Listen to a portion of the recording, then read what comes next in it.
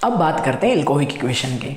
तो ध्यान दीजिएगा, बेसिकली इल्कोविक इक्वेशन आपके पास होती है ID = 607 और यहाँ पे n होगा, एक एक बात को मैं बताऊंगा, इंटू C m⁻²/3 और यहाँ पे आपके पास d⁻1/2 ऐसे लिख देते हैं, d को पहले लिख देता हूँ, d⁻1/2 और m⁻²/3 और t⁻1/6। दैन दीजिएगा, दिस इज इल्कोविक इक्वेशन।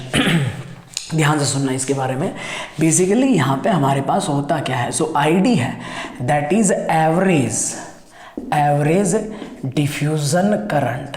ध्यान देना, एक एक बात को समझना। दूसरी बात अगर मैं बात करूं, यहाँ पे जो एवरेज करंट कैलकुलेट होके आता है, इसकी यूनिट आती है माइक्रो एम्पियर। क्या आती है? Micro ampere. दूसरी बात, n यहाँ पे रिप्रेजेंट करता है number of electron involved number of electron involved in the reaction. जो हमारे पास रेडॉक्स रिएक्शन हो रही है, ऑक्सीडेशन रिडक्शन, जैसे CD2 पॉजिटिव था तो CD2 पॉजिटिव ने कितने इलेक्ट्रॉन खाए? 2, तो n की वैल्यू कितनी हो जाएगी? 2। तीसरी बात, D की बात करें तो आप सबको पता है D क्या होता है? Diffusion coefficient. D क्या होता है? डिफ्यूजन कोफिशिएंट, और इसकी यूनिट यहाँ पे हम लेते हैं cm²/सेकेंड। और देखो आप सबने पढ़ा भी होगा डिफ्यूजन कोफिशिएंट इलेक्ट्रॉन, मैंने पढ़ाया हुआ आपको, ध्यान देना मिसलेनियस फॉर्मूले में D किसके बराबर होता है? μkBT/Ez। ये आपके पास D का फॉर्मूला होता है डिफ्यूजन कोफिशिएंट का। और यहाँ पे देखो म्यू क्या रिप्रेजेंट करता है? That will be viscosity coefficient, और T क्या है? टेम्परेचर। ये बात भी आपको ध्यान रखनी है, ये भी काम किया, अभी फैक्टर अफेक्टिंग में काम आएगा।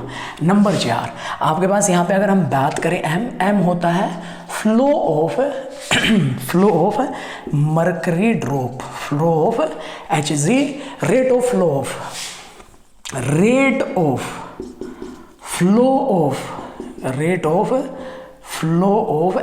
Drop, rate of flow of Hg drop. ध्यान दीजिएगा, और m को हम यहाँ पे लेते हैं जनरली mg/सेकेंड। रेट की बात कर रहे हैं तो पर टाइम तो आएगा ही।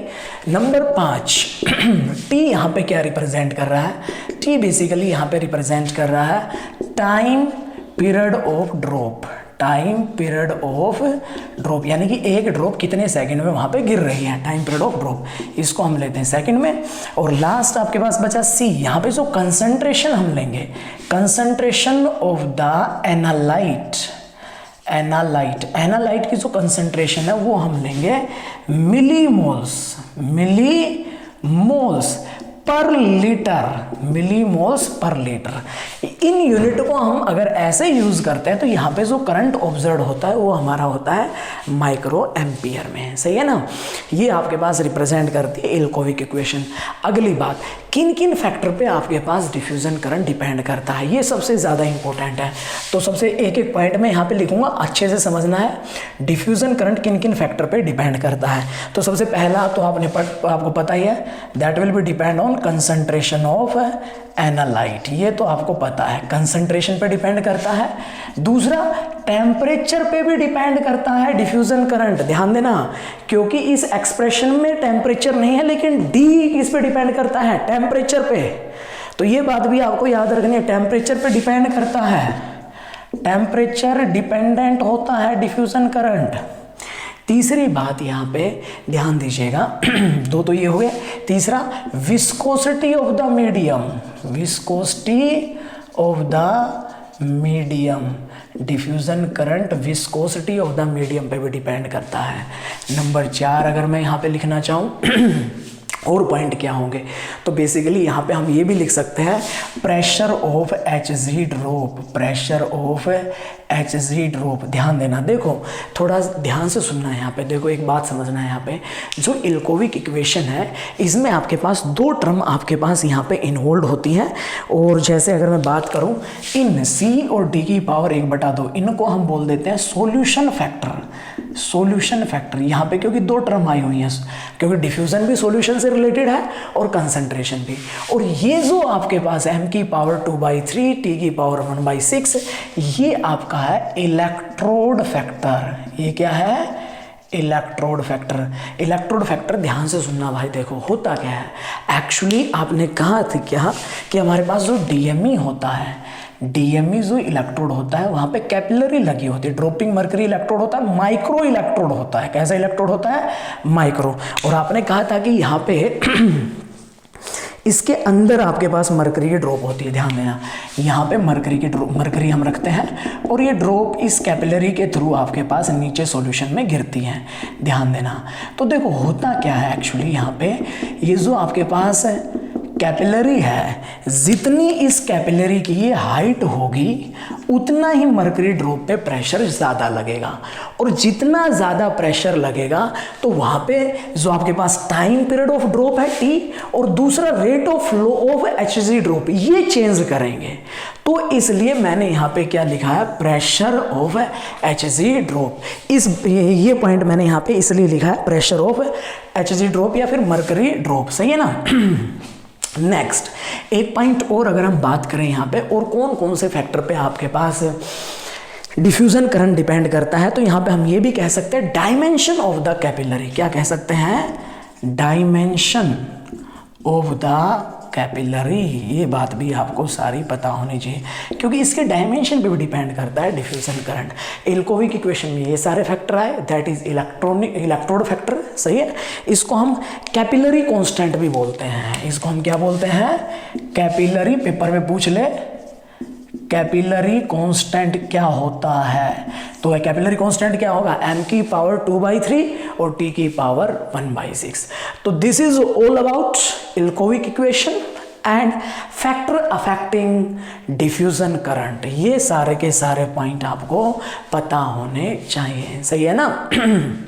और प्रेशर ऑफ एसिड ड्रॉप, इसी में आपके पास कौन आ रहा है? m की पावर 2/3 और t की पावर 1/6। ये दोनों फैक्टर इसी में आए हुए हैं, सही है ना। बोले तो टाइम पीरियड ऑफ ड्रॉप और rate of flow of mercury drop, सही है ना। इन दोनों फैक्टर पे भी आपके पास डिफ्यूजन करंट डिपेंड करता है।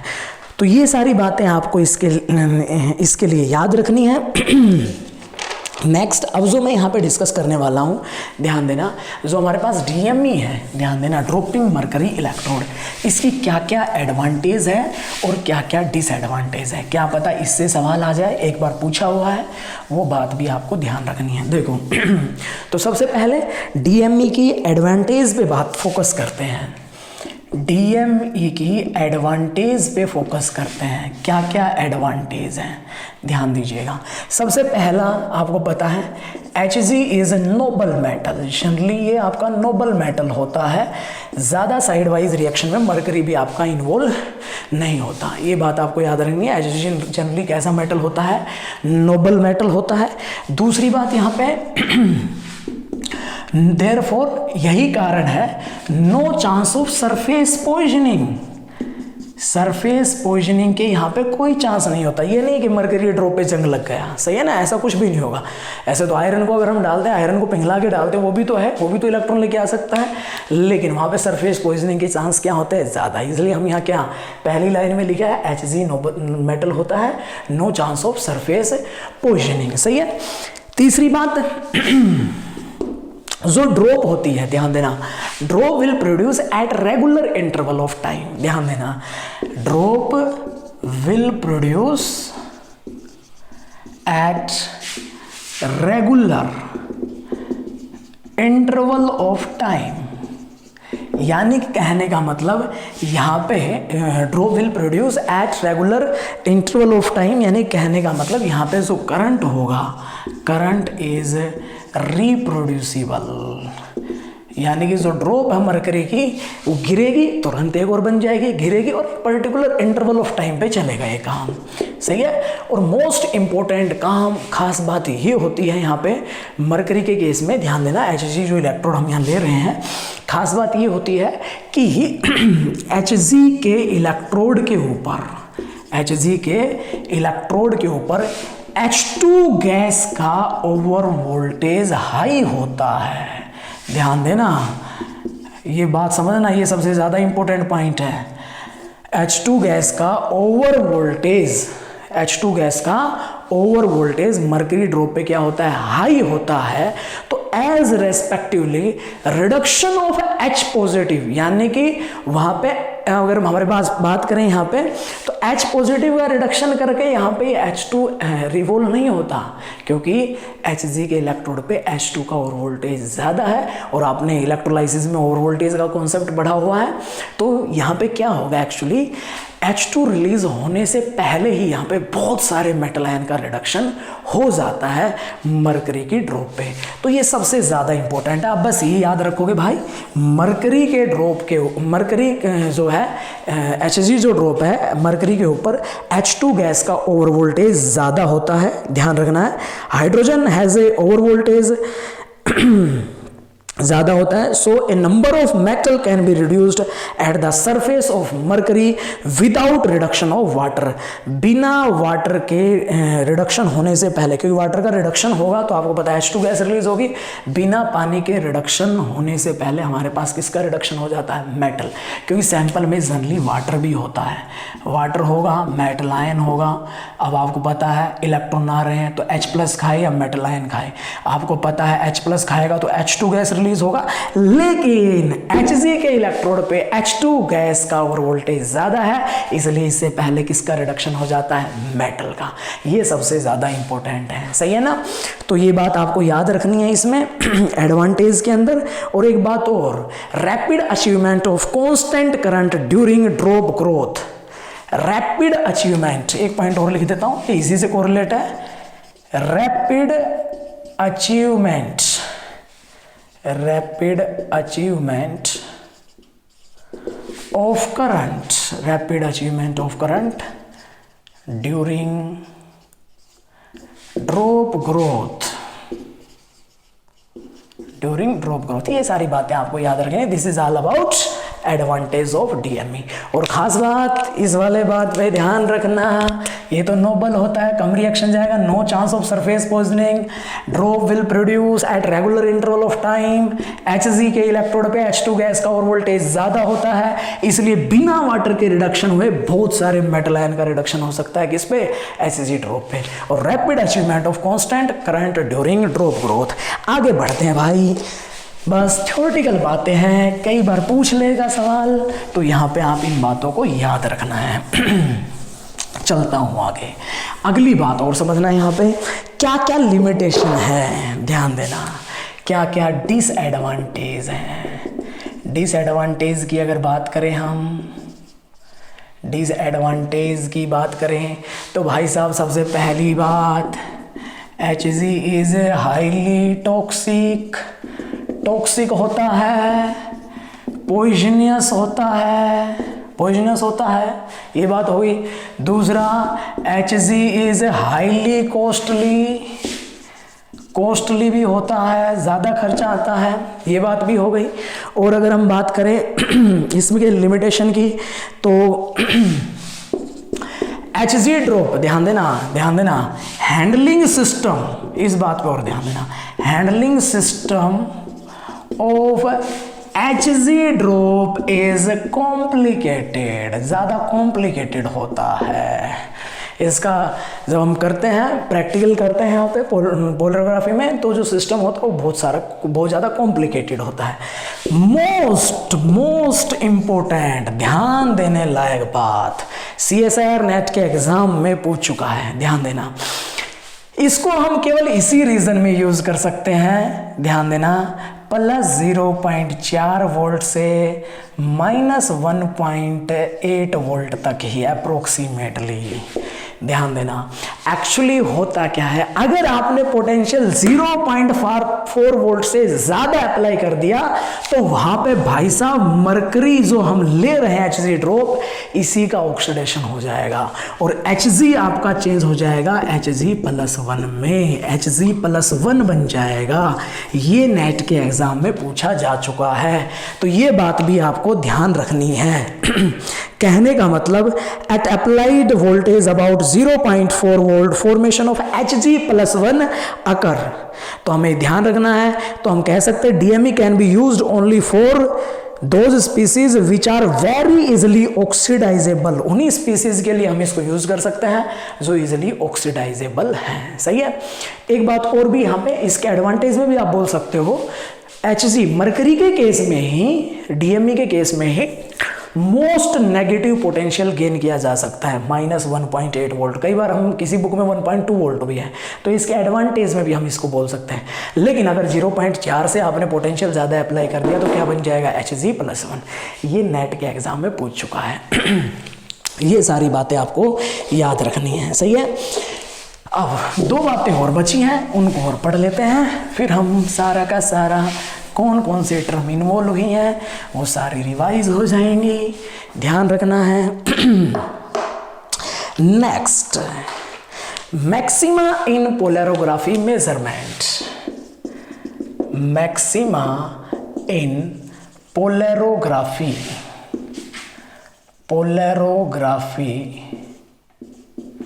मेजरमेंट, ये बात आप समझना भाई। मैक्सिमा इन पोलैरोग्राफी मेजरमेंट।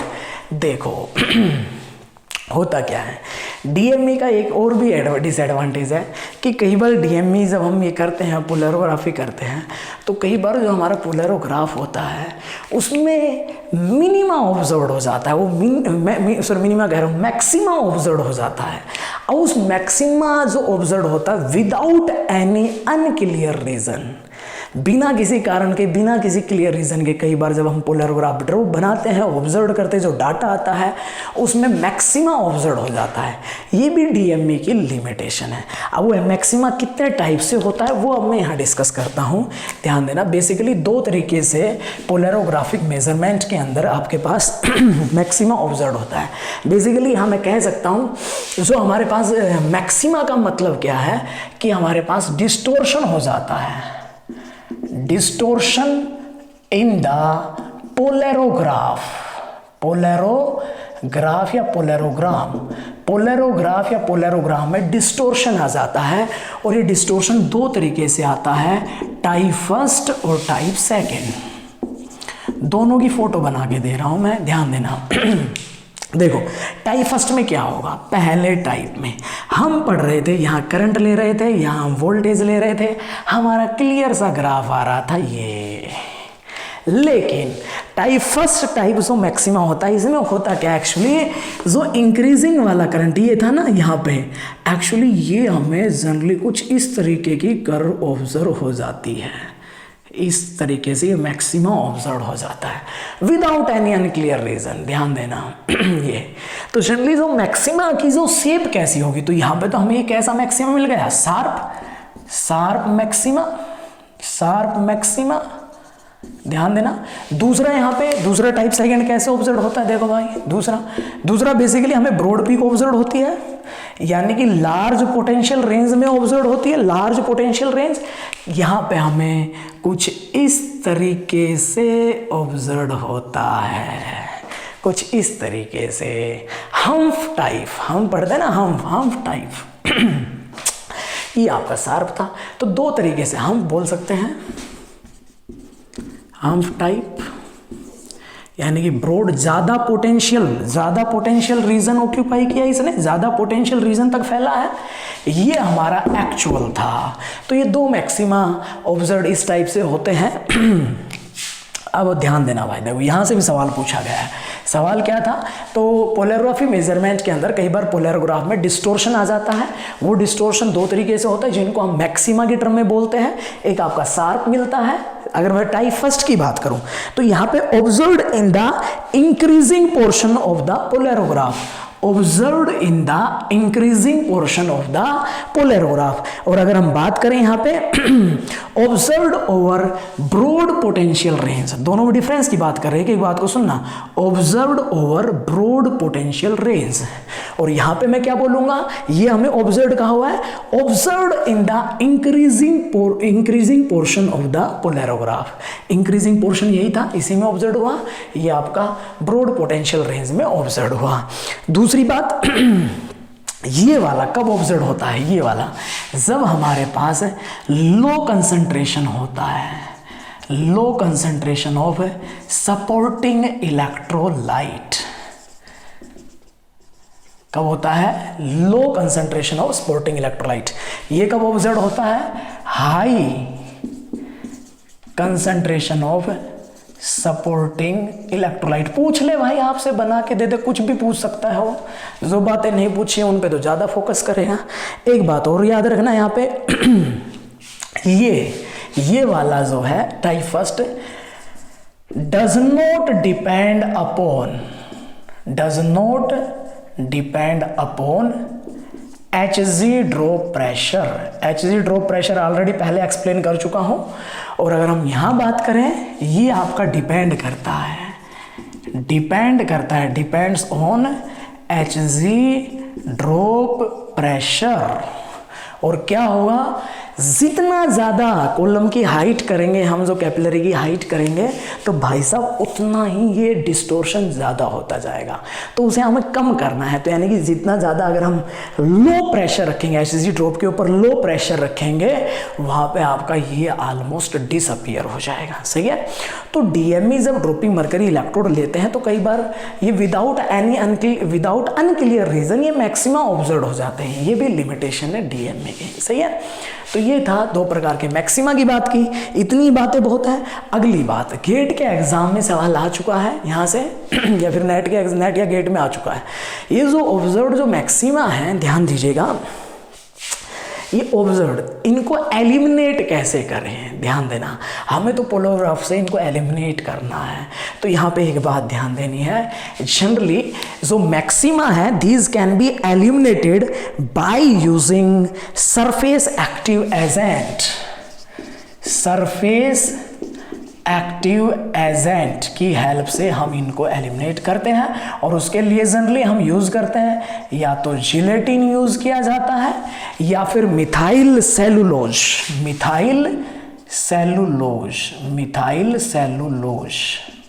ध्यान देना, surface active agent are used to eliminate gelatin और मिथाइल सेलुलोज। ये बात आपको याद रखनी है।